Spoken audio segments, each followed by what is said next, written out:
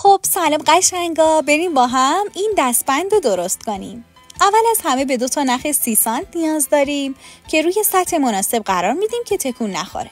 حالا برای بافت اصلیمون به یه نخ تقریبا 50 سانت نیاز داریم که اینو نصف میکنیم. ببینید به این صورت، این ور نخ نصف اون ور و این وسط رو یه گره میزنیم.